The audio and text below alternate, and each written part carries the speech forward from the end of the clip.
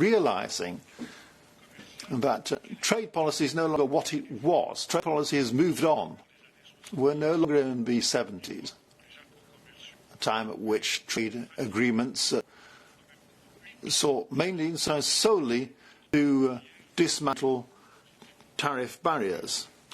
But as I say, we've moved on from that period. Under our President and the Trade Commissioner, Mr. Hogan, trade agreements these days have to be at the service of sustainable development. Any new trade agreement has to be at the service of a modern vision given the major climate change before us and the requirements of social standard protection, environmental protection. Indeed, in our cooperation agreement with third countries, to raise these standards in the general interest of citizens and consumers. So any new trade policy has to be based on conditions of fair competition, in particular when it comes to state aid, social standards or taxation. It must also contribute to achieving shared goals. So the agreement between the EU and the UK, as we see it, should be a force for better protecting the environment and for helping us fight together climate change. Moreover, what we're seeing is that the UK has set itself a carbon neutrality objective. They've told us they want to maintain high social and environmental standards. Sometimes they say even higher than the European Union. Well, so much better. To get into detailed negotiations to make sure we have mutual, reciprocal, tangible guarantees to identify appropriate instruments. All that, if the UK's intentions are, I just recall that's what we've been told by the UK, then that shouldn't be too difficult. And yet, the UK is refusing to get into this discussion. I even heard Michael Gove suggest recently and publicly that the United Kingdom, in order to avoid the level playing field, could give up on the zero tariff, zero quota objective, which would be tantamount to installing between us tariffs quotas, which we've not had for decades. Indeed, because we're together in a single market. It would be quite anachronistic. The European Union certainly, obviously, doesn't want to see that. Moreover, such an approach, as proposed by Mr. Gove, would require detailed negotiation, very sensitive negotiation on each and every tariff line. We have got experience in that recently with Japan or with Canada. We know that it takes years to do that. A negotiation of that kind could only be possible with an extension to the transition. If that is what we should understand from Mr. Gove's position, and if what Mr. Gove is saying implies that the UK then is seeking an extension to negotiation. But above all, and let's avoid any misunderstanding here, even if we are to get rid of, let's say, 99% of tariffs, not 100%, as we are proposing, the European Union will, as part of a modern partnership, and I restate this, we will require the same strong guarantees of a level playing field, because that is part of our requirements and commitments to meet the challenges of the future, to protect certain common goods, to protect consumers, because we're not going to bargain away our European values to the benefit of the British economy. Economic and trading fair play is not for sale. It's not nice to have, it is a must-have.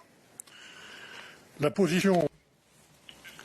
The firm position taken by the EU member states is, let me repeat, that without a clear and effective level playing field framework, without a balanced fisheries agreement, there will not be any possible agreement on our economic and trading partnership. Now, of course, some parts of our future relations will also require fair, specific terms of competition. For example, in road haulage, Any route haulage agreement requires us to have an agreement on drivers' working conditions, including driving time and resting time. And also, we would have to have guarantees regards the businesses employing these drivers. Thirdly, we seek a very broad, ambitious partnership which goes far beyond just trade in goods and services. To that end, we now really must find common solutions to all the subjects in parallel, and I do stress in parallel. Ladies and gentlemen, why should we give favourable conditions to certain British professions to work on our markets, whilst our European fishermen would find themselves excluded from British waters, running the risk of losing their jobs? Why should we help British businesses to provide their services in Europe when we would have no guarantee that our businesses would get a fair play treatment in the UK? Quite outside of economic partnership, why would we be ambitious on extradition, exchange of personal data, if we're not to have a clear commitment towards protection of European citizens' fundamental rights were concerned? And finally, how could we guarantee the coherence in our future partnership across all the major subjects without an single institutional framework, so that the UK and the EU thereby can jointly commit and honour all of their commitments? Now, often the UK refers to precedents in the area of trade. Now, as I said, in the global framework of what is the new model free trade agreement, each of these agreements is different. Within the model we have with Canada, that's not exactly the same agreement we have with South Korea or with Japan, for example. The UK refers to these precedents, previous trade agreements, does every time we meet. They say they would be happy to have a Canada-type agreement. But at the same time, and this is a real paradox in negotiation, they ask for far more from us than is available under the Canadian model. They seek to have the same benefits as a member state of a single market, a member state of our trading union, without the obligations. Let me touch on the UK's willingness to maintain for its service providers virtually full freedom of movement, short stays, or to have electricity interconnectors equal to what we have in the single market, what they call existing arrangements, to continue to assimilate British auditors to European auditors when it comes to auditing companies, to maintain a system of recognition of professional qualifications as broad and widespread as we have on the single market, and to be able to have their say, as another British demand, quite beyond what we have in the Canadian model, to have co-decision in the European model regards those decisions which are linked to granting or withdrawing equivalences on financial services. Ladies and gentlemen, we are negotiating with a third country. It's become a third country because it wanted to. It's not a question, and it will never be a question of picking and choosing the more attractive aspects of a single market without respecting the conditions which have to be met by those countries which are in the single market. And that even includes Norway. So, I have to tell you, today, there seems to be a real lack of understanding regards the objective, mechanical even, consequences of the British choice to leave the single market and the customs union. And therefore, to make progress in these negotiations, if it is the UK's intention to get an agreement with the European Union, then the UK will have to become more realistic. It will have to move beyond its lack of understanding. Will doubtless have to change its strategy. Of both worlds. Ladies and gentlemen, In parallel to these negotiations, both the UK and the EU have a legal commitment to implement the withdrawal agreement. Here, citizens' rights are a priority for both sides and since the very beginning. The UK tells us it has some concerns about the treatment of British nationals in the EU. We have yesterday received a letter from Michael Gove. I want to tell you that the Commission is very, very attentive to this issue, and we have just published guidelines to support all 27 member states to live up to their commitments of the withdrawal agreement. But at the same time, we'll also be watching closely to make sure that EU citizens residing in the UK do not face unfair treatment or any kind of discrimination. And the European Parliament is particularly attentive to this. Similarly, we have both committed to correctly implement the protocol on Ireland and Northern Ireland. The UK has not yet laid out its approach for fulfilling its obligation under the protocol. I would like to recall that the solution we agreed with the UK ensures continued peace and stability on the island of Ireland and uphold the Good Friday Belfast Agreement in all its dimensions. The agreement preserves the EU single market by ensuring all the necessary checks and control for goods entering Northern Ireland from Great Britain or any elsewhere. So, all those who pursue these objectives must now also correctly implement the protocol.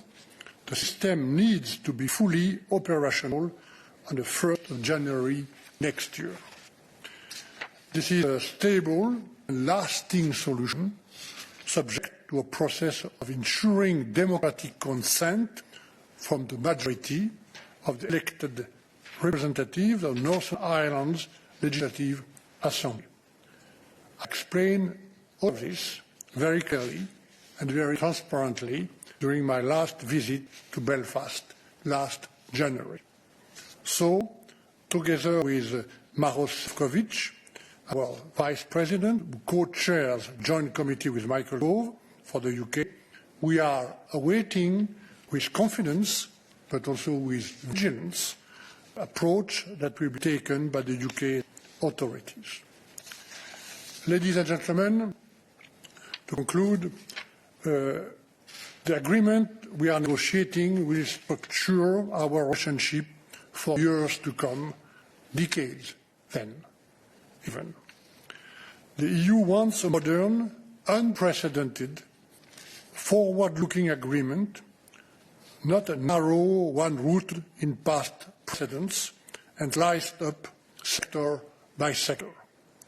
Our future partnership will be shaped by the choices we make this year together. The EU will not act in haste on such an important matter. Our negotiation mandate was not written in haste.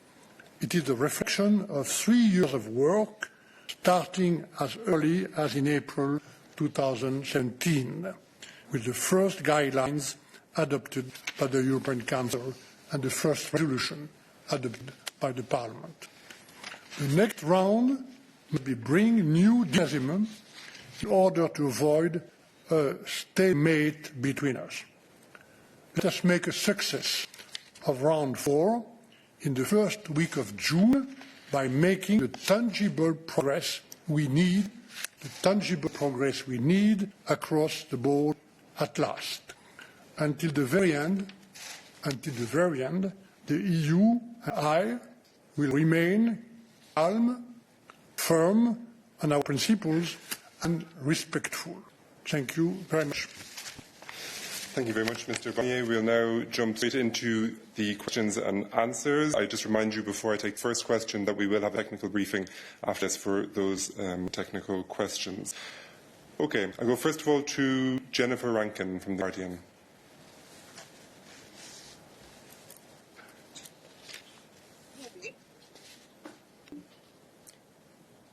Jennifer, you have the floor.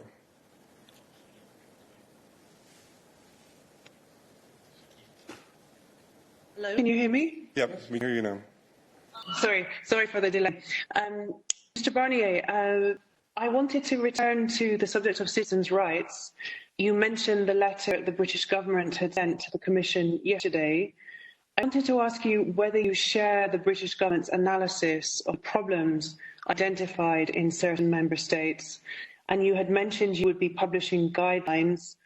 But will you actually be contacting member states? Can you talk us through some of the steps you intend to take as a response of this letter? Thank you very much. Jennifer, this question has always, on both sides, been the priority, particularly in negotiating the withdrawal agreement. And it's now a question of ensuring that it is properly implemented. And today, this is a shared responsibility of that part of the withdrawal agreement, as indeed all other parts of the agreement. I was talking just now about the protocol for Ireland and Northern Ireland. All that must be scrupulously implemented in an operational way, which is why I pay close attention to the letter Michael Gove sent yesterday to Maroš Šefčovič, putting me in copy. To answer your question, regularly, indeed, we do take stock with member states regards the implementation of residence rights for British citizens. And 1.5 million of them, after all, British citizens who are living on the territory of one of the 27 EU members. And indeed, the European Commission adopted a decision whereby all member states will issue residence documents using the same format. The European Commission, as you recall, has just published a guidance note addressed to national authorities to help them in implementing the citizens' rights part of the withdrawal agreement. And now 27 member states, which in a few days' time we'll be meeting with in what we call the Specialised Committee on Ireland, Northern Ireland and Citizens' Rights. They'll be meeting next week. Our member states are all at present busy implementing their national rules, confirm the option chosen for residency, whether it's a system is based on declaration or something goes further. And some have already started to issue residence permits.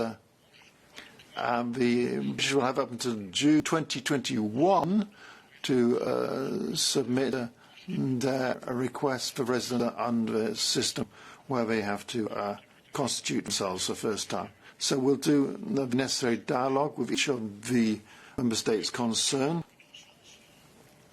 in the same way as we and the European Parliament and member states were extremely vigilant to be sure that it's true the other way around, that the 3.5 million European citizens in the UK will benefit from the residence rights and social rights as set out in the withdrawal treaty, in particular as part of measures being taken today in order to tackle the COVID crisis. It is our wish that all European citizens should be treated in a fair way and that none of them should be discriminated against. And we're also being very attentive to make sure that European citizens' rights be protected in the UK, as the UK is keen that British citizens be protected here. Christian Spielmann now has the floor.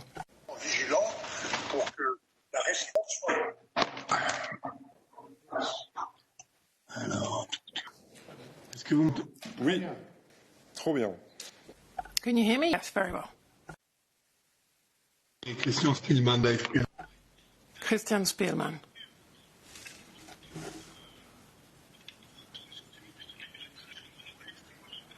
Sorry, it says the speaker. I've got the interpretation in my ear. It's a bit difficult. So I listen to what you have to say, and I hear that disappointment. I think that it takes two to tango, but I'm not sure that you've found a partner yet. So you've been treading water for weeks.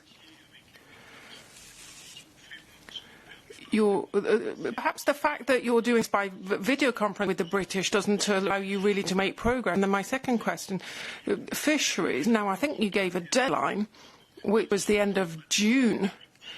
So if there's no agreement in sight, you decide whether it was worth pursuing or not. So I just wanted to know whether that's still your thinking, that deadline. And then my third concern, I get the feeling that by the time we get to final straight, the last 6 months of the year, the risk is that it'll be some strange sort of agreement based on the concerns raised by the various member states. Would it be this kind of agreement?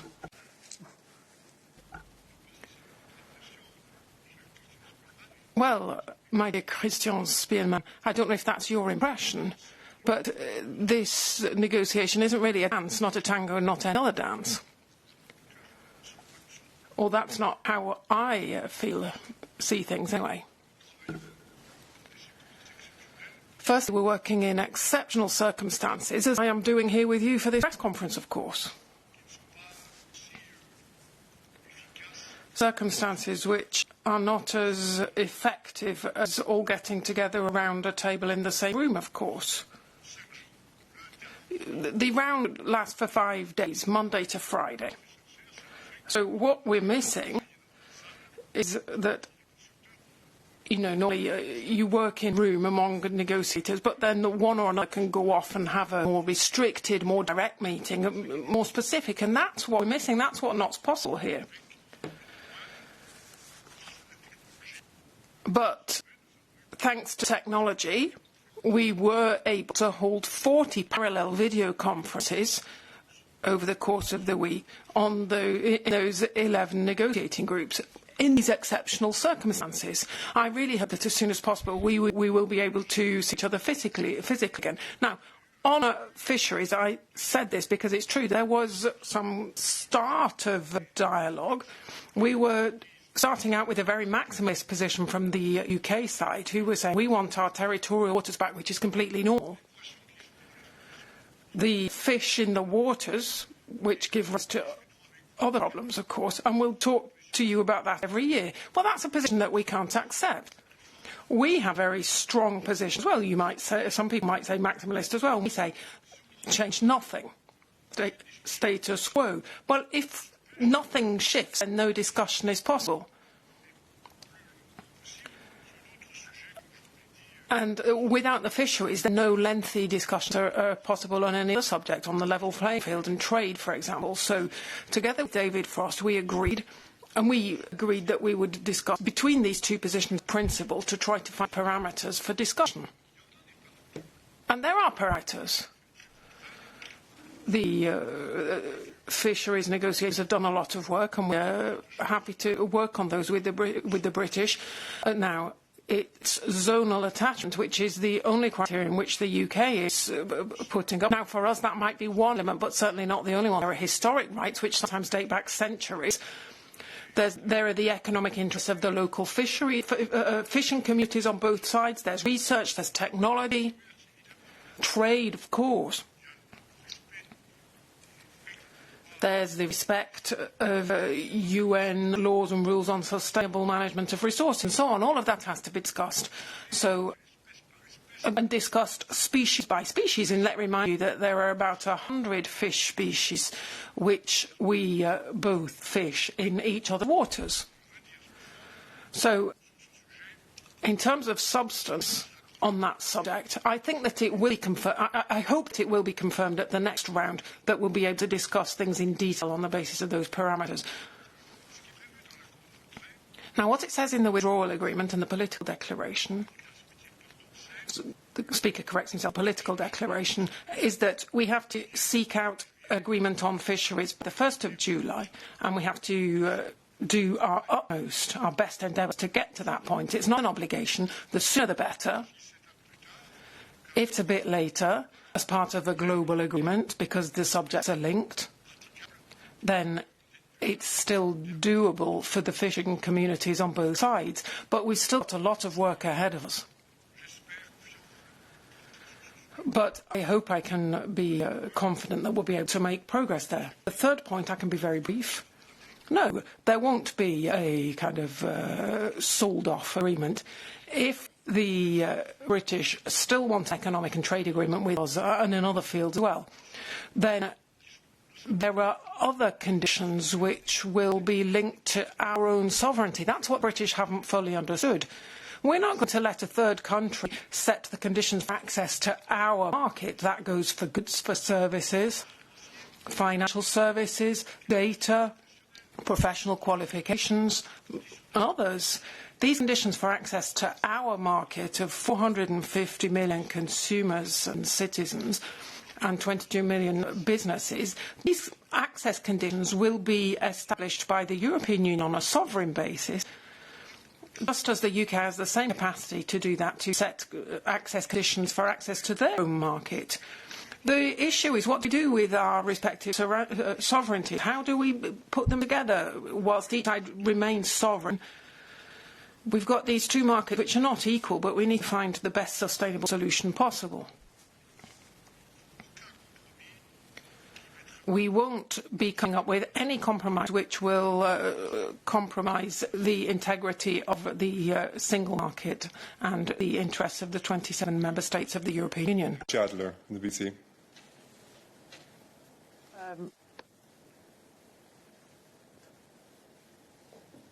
Can you hear me, Mr. Barnier? It's okay. You can hear me? Fantastic. I'm beginning to hear more and more in EU circles talk of an increasing likelihood of a no deal because of these big differences between the two sides. We heard that, for example, from the German foreign minister. Would you agree, Mr. Barnier? And if you are worried about an increasing likelihood of a no deal, are you talking to the member states in concrete terms about what compromises they will be willing to take, as well as asking them from the UK side? And secondly, on financial services, the Commission said that it would come to a unilateral assessment of whether to award equivalence to the UK by next month. Is that still a concrete timetable? Thank you.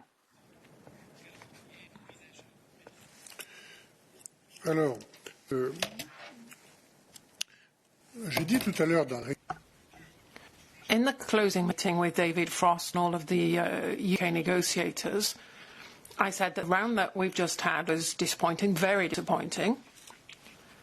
I hope that the next round in June and the next one in July will be positive, and I hope that that will show the direction of travel. It's these two rounds ahead of us which will establish the direction, and that direction can either lead us to a failure of the negotiations, no deal, so a disordered economic Brexit, which I hope we don't have, or by the end of October, beginning of November, it would lead us to a deal, so an orderly economic Brexit, which is what I hope for. But we're prepared for all options. But I have to say, I'm not optimistic. I'm still determined, but I'm not optimistic, given the incomprehension on the British side of the conditions for access to our market and their desire, which I think is simply not realistic, to have all of the benefits, all of the advantages of the customs union and the single market without being restricted by the rules which are respected by the member states of the union. But that's why I've invited the UK to change tactic, to change strategy, if they really do want to strike an agreement with us. We won't make an agreement at any price. We want to make an agreement to the detriment of the single market and customs union and our autonomous decision-making process, because we don't want to sacrifice the future. And in that future, our single market is our big plus point, and we won't sacrifice it for the sake of these negotiations. I remain persuaded that an agreement is possible. We're ready for a no deal. We're going to be stepping up preparation. Katia, not just the risk of no deal, but also for our side, and what the British are doing, to prepare our stakeholders, our consumers, for the changes which are going to be coming about anyway. To be quite frank, I feel that the consequences of Brexit have been and still are underestimated. And sometimes they're just not taken on board by the UK, the consequences of their own decision. But there are automatic consequences, checks on products at all of the borders of the single market, like checks on the British border. That's a change. It's inevitable. It's a consequence of Brexit, like the fact that there will no longer be joint certification and so on. Lots of changes. So for the moment, I'm not optimistic, but I remain determined to work to achieve an agreement, but we'll see what its dimensions will be. And now on financial services, well, I think that this has been extremely clear from the outset. We are autonomous, and we will remain so fully in the assessment process which you mentioned, and also the decision to grant equivalence to British financial institutions. That's exactly how we proceeded. You know, as the former Commissioner for the Internal Market, I remember very clearly we proceeded just like this with the United States. We granted equivalence in some cases, and we did the same with Japan. These are equivalency decisions which are taken unilaterally by the two parties, and the UK will do the same with our own financial institutions. And there's no question, nor will there ever be, of there being some form of co-management with the British and with others in this process, which is a European process, granting equivalence for financial institutions to grant or to withdraw. And it's exactly the same for another very important field, the adequacy decisions for data, which are important for our citizens and for the economy. So DG FISMA is working at this very seriously. They are putting questions to the UK authorities and waiting for answers to carry out that assessment. And that's done according to the timetable which was established. You mentioned June. It might be a bit later, I don't know. But in any case, the work will be done over the summer. And only after that will the equivalency decisions be taken as part of the general framework of our relationship. We only have a short amount of time left, so I'll try through the questions as quickly as possible. Joe Barnes, you have the floor. Dan, thank you, Mr. Barnier. After the previous rounds of negotiations, the UK has said it's not kind of prepared to consider having the fisheries agreement in the overarching legal structure. And say the UK has said now, and he's told you this week, that it will be willing to release its legal texts, draft proposals to member states. How useful do you see this being? Would you consider going back to the member state and potentially asking them to reconsider their mandate on fisheries? If not, is it actually worth these talks continuing any further? It seems that we've reached kind of a complete deadlock and a complete impasse. Are the talks actually at risk of complete collapse, but the UK and EU just haven't come to terms with that yet? Thank you.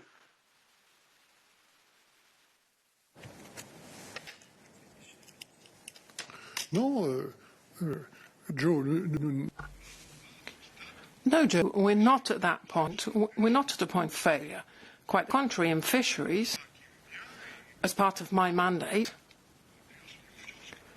and based on the trust placed in me by the member states on a subject that I'm fairly familiar with, because I had the honour of being Minister for Fisheries in my own country. So I know how complicated this job is and how important it is being a fisherman.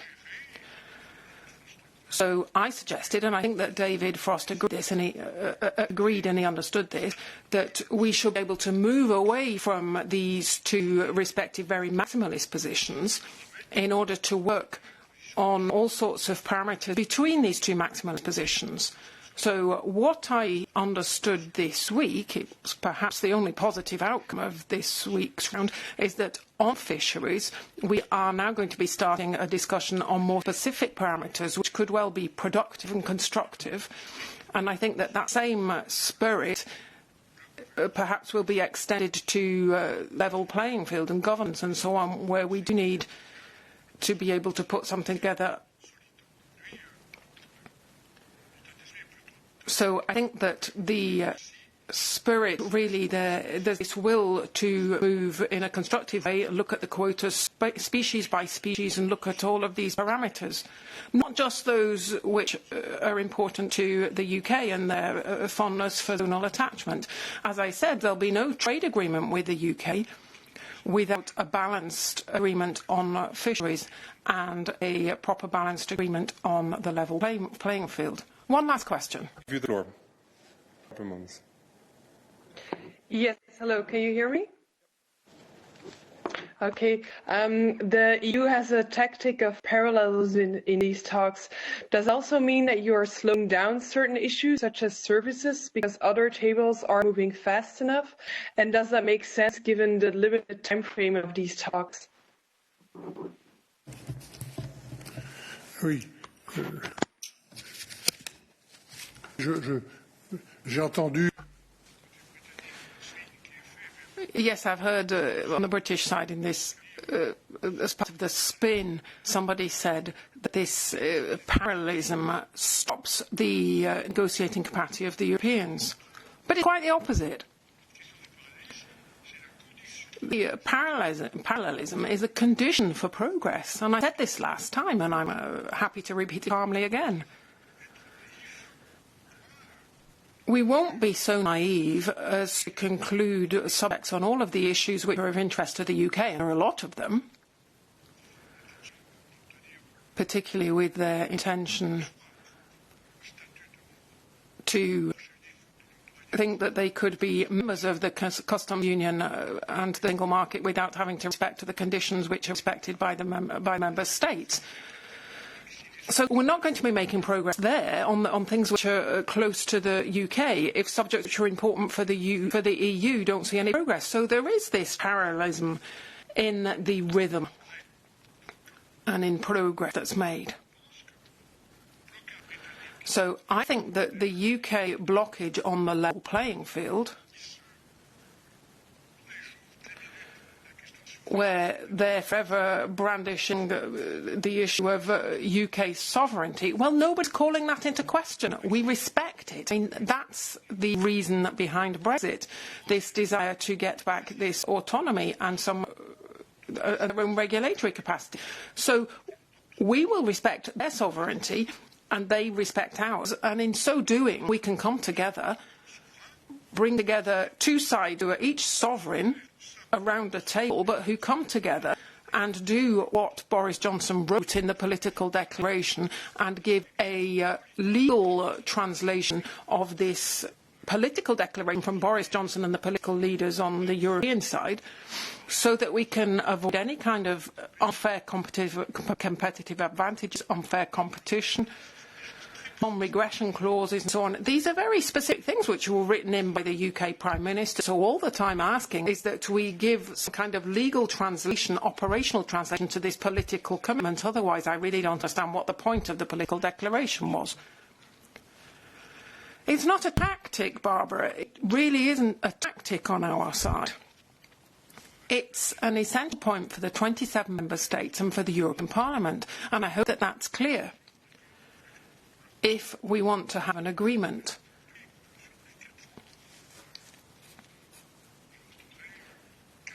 So I have been doing this for 4 years now, and I will remain today to try to be calm, protecting the EU interests, but at the same time very respectful of the UK, this wonderful country which I so much admire.